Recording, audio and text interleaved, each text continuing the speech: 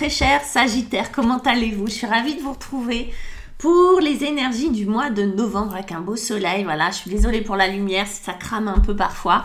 Mais l'essentiel, c'est qu'on soit ensemble, n'est-ce pas les Sagittaires? Ce mois de novembre, alors je suis Marie Cardinal, pour ceux et celles qui ne me connaissent pas encore, je suis tarologue et je suis également thérapeute, hypnologue.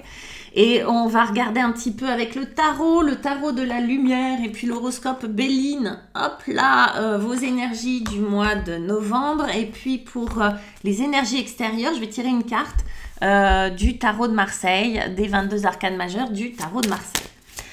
Si vous souhaitez une guidance avec moi, que ça soit par téléphone, en visio ou en cabinet, vous avez mes coordonnées juste en dessous de la vidéo, dans la barre de description. Vous avez mon site internet, vous avez également mon email où vous pouvez m'écrire pour me poser vos questions.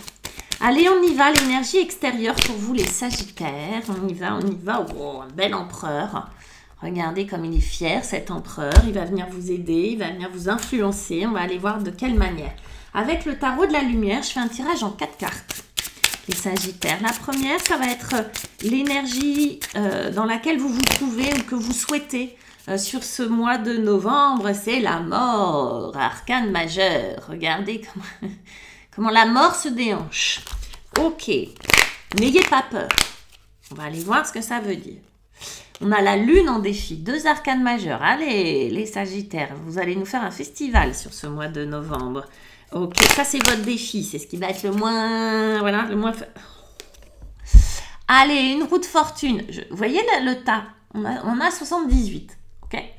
Vous, voilà, c'est votre 3e arcane majeur. Ok, roue de fortune. Sur quoi on termine? Un 9 de denier. Allez, pourquoi pas. Ça nous va bien, un 9 de denier. Avec l'oracle Béline. Donc, c'est un mois important pour vous. Hein. Vous, c'est pas votre anniversaire. Vous êtes à la veille de votre anniversaire. Waouh, 2e fois que je vois la pensée de la femme. Pensée de la femme avec la mort. Ok, on va aller voir ce que ça veut dire. Carte bleue. J'aimerais bien que ça soit une vraie pour vous, mais elle est encore mieux celle-là. Carte bleue, mais c'est en défi. Désolée. Pensée de l'homme. Eh ben, dites donc. Ok. Alors, beaucoup de polarité, beaucoup féminin-masculin. Hein. Sur ce mois de novembre, que ça soit pour les couples, que ça soit le foyer avec le 9 de denier, que ça soit pour les couples, que ça soit pour les célibataires, on est interrogé sur nos polarités. Je le rappelle, comme je l'ai rappelé tout à l'heure, le principe féminin. C'est pas être jolie et coquette. Non, principe féminin, c'est intérieur. Le principe, tout ce qui va se passer à l'intérieur, dans la grotte, dans le foyer, à l'intérieur de nous, etc. Je dis dans la grotte parce que autrefois, c'était vraiment ça. On a la lune, la nuit, la lune, hop, on est dedans, on est protégé, on est à l'intérieur du ventre. Hein. La lune, on sait que c'est le principe féminin de l'inconscient, de la créativité. Et puis le soleil, qui est le jour, la lumière, le principe extérieur, l'action, l'aller vers, etc. Bon, on va y revenir. Déjà, vous avez en principe extérieur, vous avez ce charmant empereur qui est un 4. Donc, un chiffre pair. Et on sait que dans le tarot, les chiffres pairs sont des cartes d'état. C'est-à-dire on n'est pas dans une action, on est plutôt dans une réceptivité. Et cet empereur, qu'est-ce qu'il fait? Il contemple son royaume et il délimite son royaume. D'accord? Il garde son royaume. Son royaume est délimité par un chiffre 4. Le 4 étant la sécurité, la stabilité. Ok?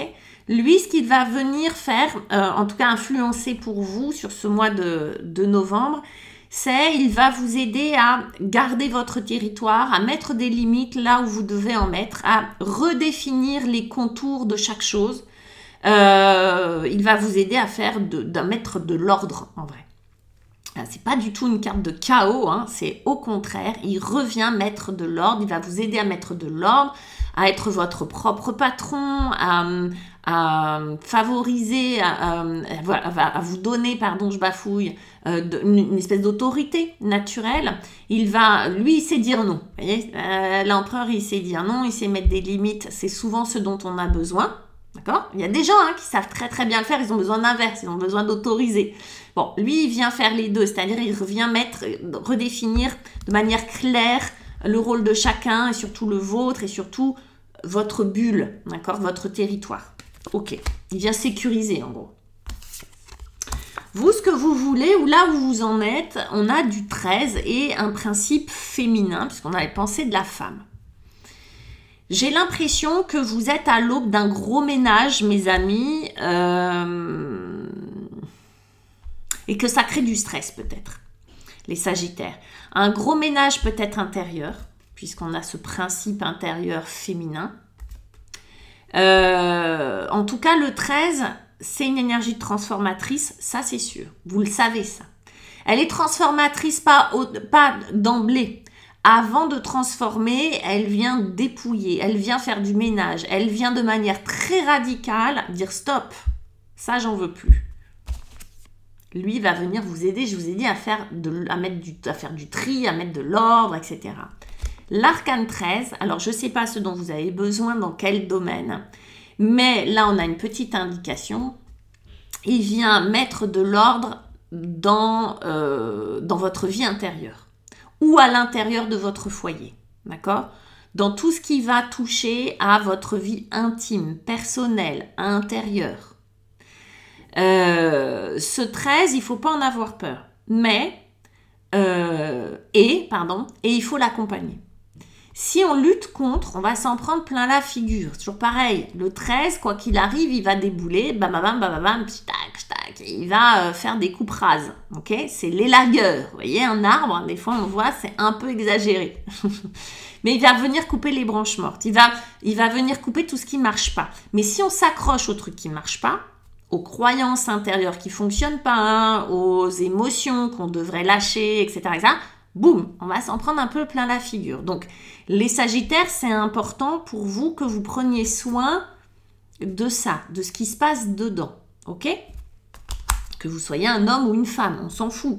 Là, c'est vraiment le principe, c'est pas du tout le genre, ok?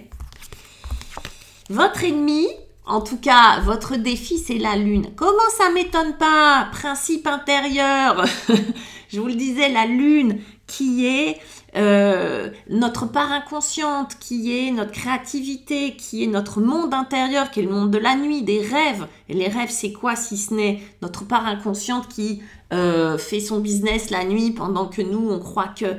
D'accord? Que ça soit des cauchemars ou des rêves sympas, hein. Mais c'est quand même notre part inconsciente qui crée tout ça. D'ailleurs, c'est un peu dingue de se dire que quand on se réveille, qu'on a la chance de se rappeler de son rêve, oh, c'est moi qui ai créé tout ça. Oui, c'est vous. Donc là, on a sans doute de la culpabilité, sans doute des comptes à régler avec des nuits pas très sereines, des croyances qui nous limitent. On a la carte bleue avec ça.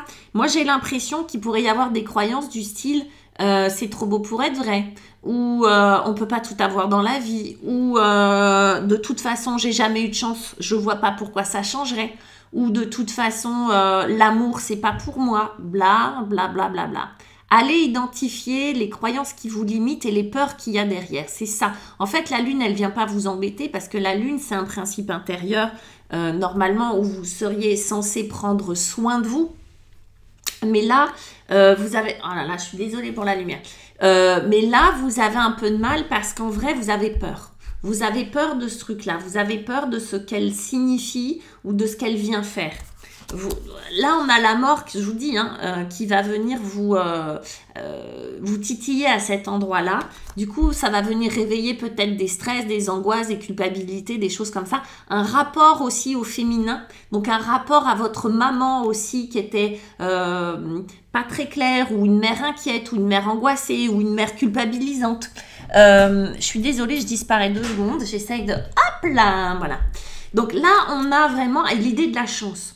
Donc, clairement, on va venir vous titiller au niveau de vos croyances qui vous limitent, au niveau de vos croyances ou de vos peurs, tout simplement. D'accord? De quoi vous avez peur? La nuit, sortez la nuit. Autant vous pouvez vous faire un bad trip, j'ai peur, il y a un serial killer qui va venir m'attaquer. Autant... Vous pouvez trouver ça magnifique, la lune qui brille, les étoiles et être dans une poésie pas possible. Vous voyez, c'est ça la nuit quand même. C'est ça la lune. Pour vous aider, un homme. Pensée de l'homme et la roue de fortune.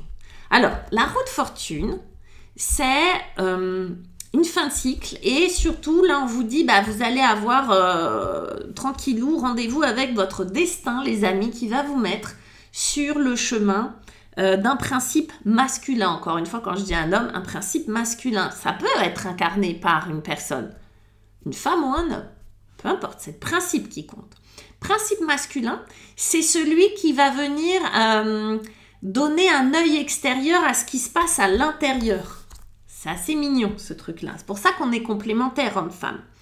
Le principe masculin, c'est celui qui va venir éclairer, c'est le soleil hein, dans les arcanes, qui va venir éclairer ce qui se passe à cet endroit-là.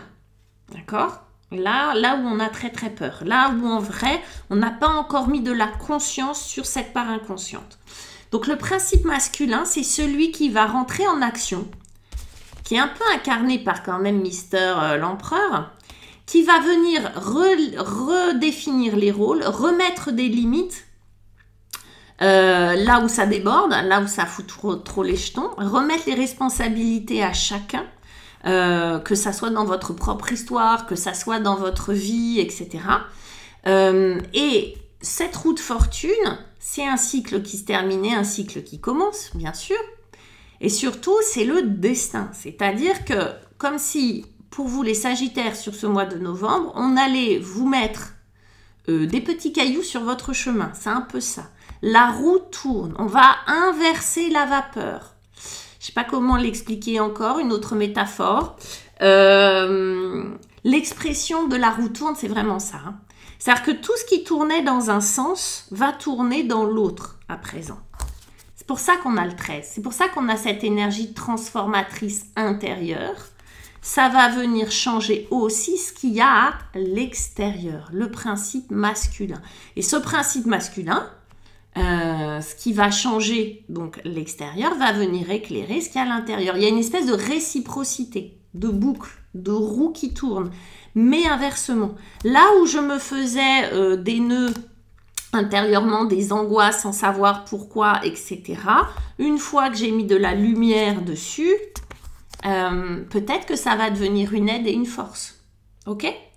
Vous voyez, il y a une transformation intérieure qui va de l'intérieur à l'extérieur et de l'extérieur à l'intérieur. C'est comme si l'un nourrissait l'autre.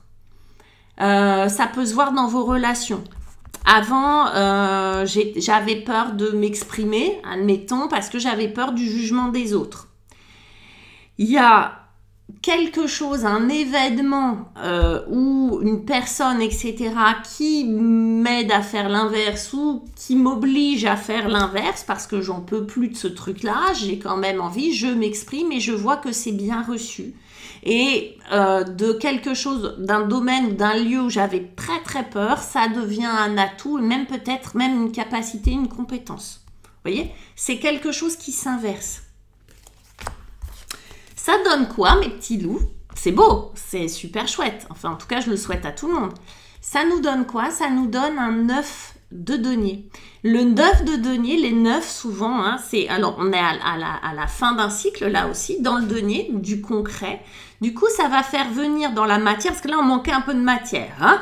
Donc là, dans la matière, ça va venir se concrétiser dans la matière. Le 9 de denier, c'est de l'autonomie.